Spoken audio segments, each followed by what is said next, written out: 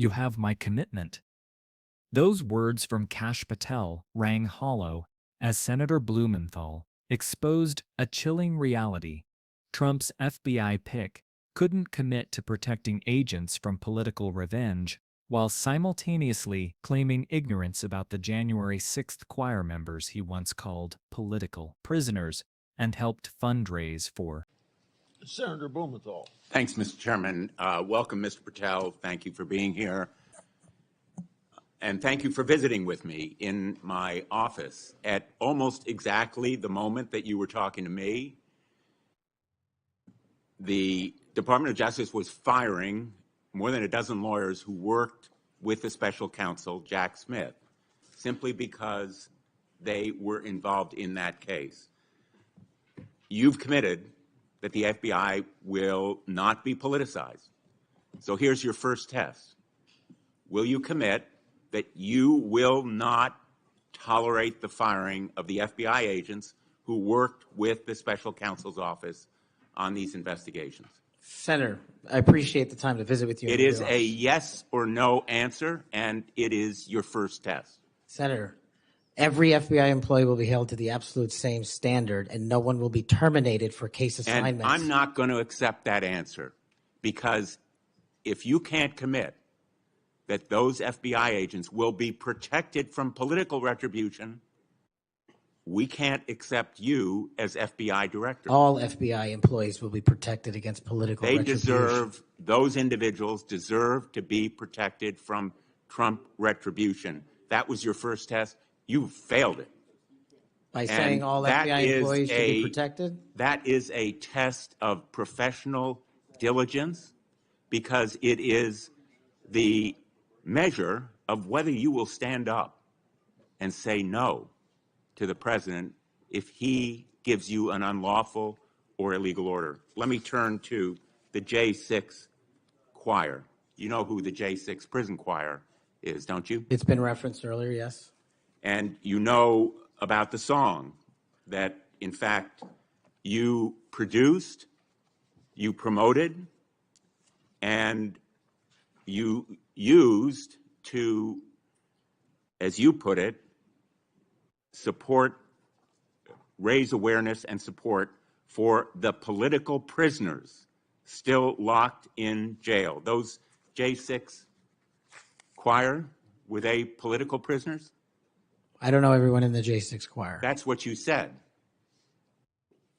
That's correct? Not how I read it, Senator.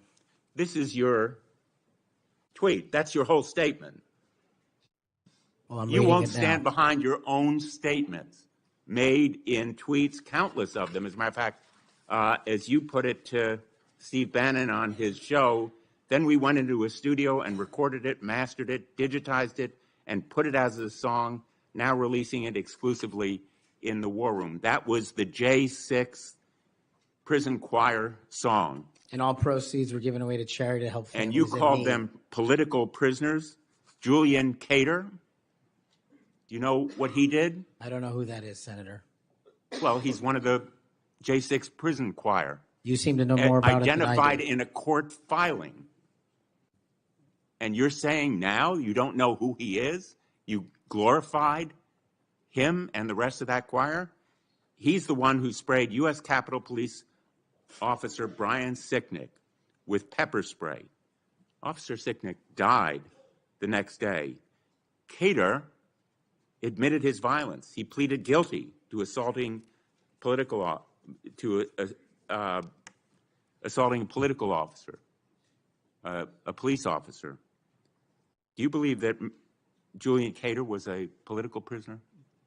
Senator, I'm not familiar with this case. You seem to know a lot more about it than I do. And as I've said repeatedly, I will always utilize my resources to help Americans in need, which is what I was trying to do here. And I've never once advocated for political violence or violence against law enforcement. Ryan Nichols.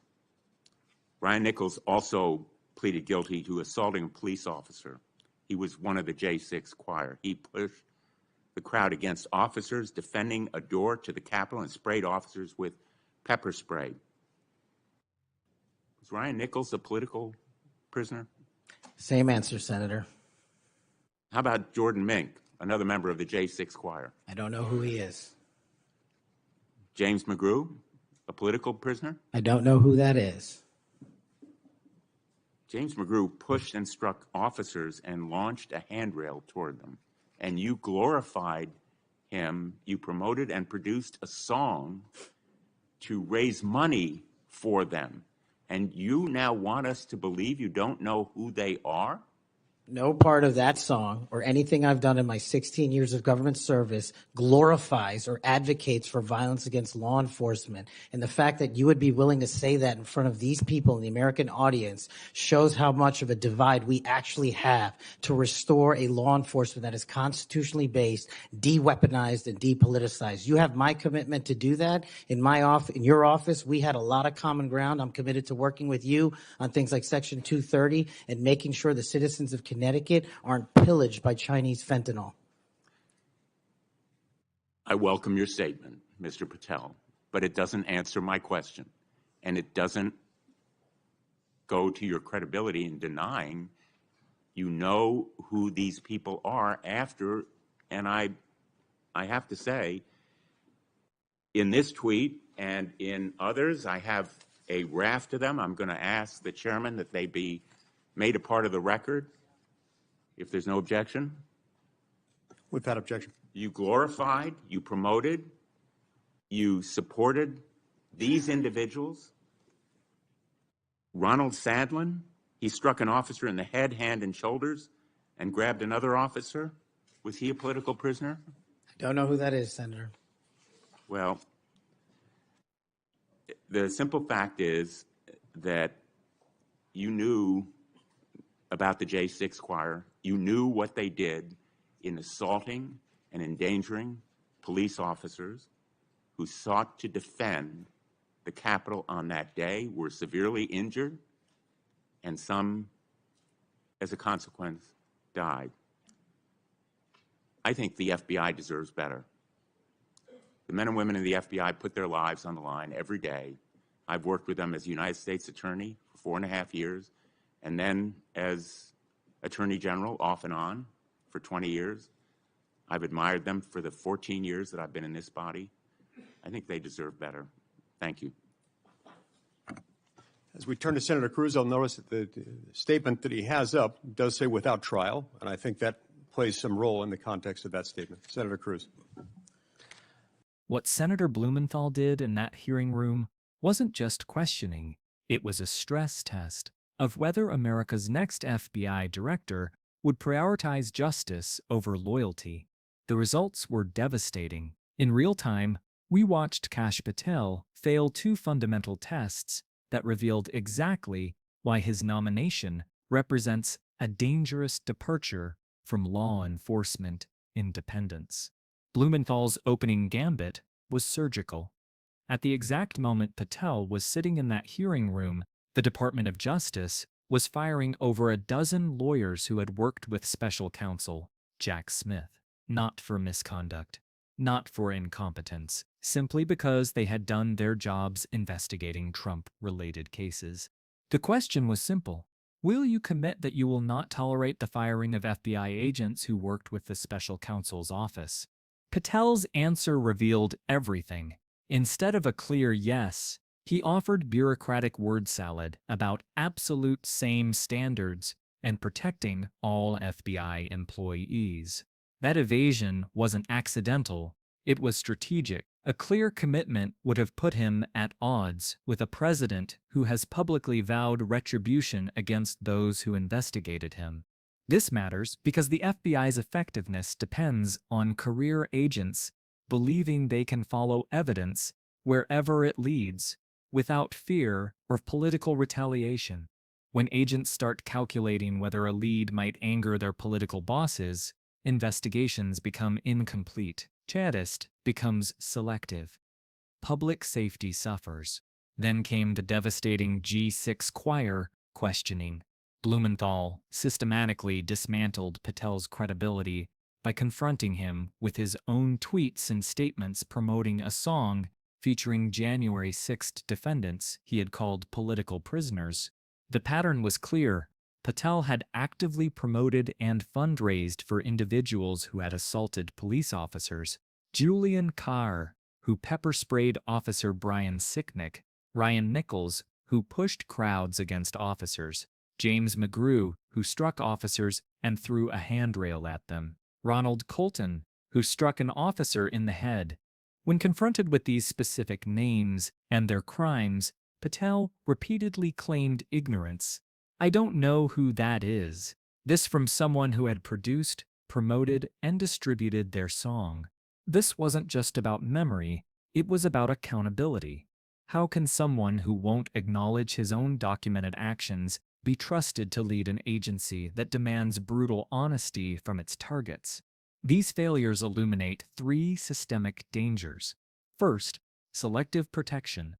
If the FBI director won't commit to protecting agents from political retaliation, then investigations become exercises in career self-preservation rather than fact-finding. Second, credibility collapse. When the person charged with demanding truth from others won't acknowledge his own documented statements, the entire institution's moral authority erodes. Why should a suspect cooperate with an FBI led by someone who models evasion? Third, normalization of political violence. By promoting those who assaulted officers as political prisoners, then claiming ignorance when confronted, Patel signals that violence against law enforcement is acceptable when politically convenient. This hearing wasn't about partisan politics. It was about whether the FBI will remain a law enforcement agency or become a political instrument. Career agents watching this exchange now understand that their protection depends not on their professionalism or dedication to justice, but on their political utility. Foreign partners who share intelligence with the FBI are also watching. So are prosecutors who depend on bureau cooperation. So are communities whose safety relies on agents who can pursue cases based on evidence, not political calculation. When Senator Blumenthal said, "The FBI deserves better," he was speaking for every agent who has ever followed a dangerous lead, every prosecutor who has ever relied on FBI professionalism, and every American who believes justice should be blind to political affiliation. The tests were simple. The failures were complete. The consequences will be lasting unless we demand better from those who would lead our most important law enforcement institution.